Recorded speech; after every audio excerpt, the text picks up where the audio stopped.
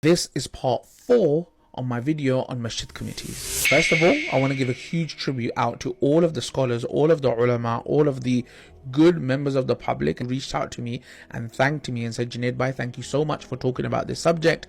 No one seems to be talking about it. But the video that I'm going to make today, this is probably one of the most annoying things that many masjid committees around the UK are doing right now. Every time someone wants to do an event in the masjid, or somebody wants to do something for the youth, or wants to set up a new class, or an imam wants to try a new idea, wants to launch a new course, whatever and whoever may want to do something for the masjid that's going to benefit the community, all of a sudden one of the most common things that committees do say, we don't have the money for it. Ridiculous. What do you mean you don't have the money for it? And don't these committee members remember that we can literally just go online and take a look at their books of accounts? And the funny thing is, when we open up their book of accounts, sometimes it's 300,000, 400,000, 500,000 funds that are literally sitting there that are incurring interest. So it makes me think a couple of things. What are you doing sitting on top of this money and not let it be invested back into the community? I mean, what were you thinking? You'd sit on top of the money and you think an egg will grow out of it. What? So to me,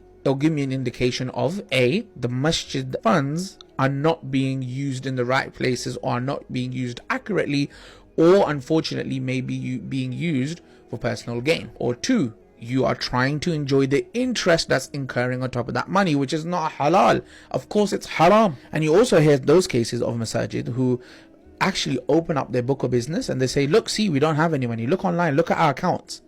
And then you later find that they have a secondary bank account where the actual money is sitting. So my message to those masjid committees that are holding that money, all of those masajid that are doing this, what are you getting out of keeping all of this money to yourself? Why not invest it back into the community? And then you hear some scare stories of masjid committee members taking money out from the masjid fund for their own personal use, and then saying, yeah, I'm going to put the money back later. I mean, why are you taking that money out in the first place? That money is not for you. That money is for the masjid. And the poor awam, the general public, is giving its donation in hopes of reward, which they will get from Allah Ta'ala, but then you're misusing that fund. Seriously, those masajid who have such committee members seriously need to fix up.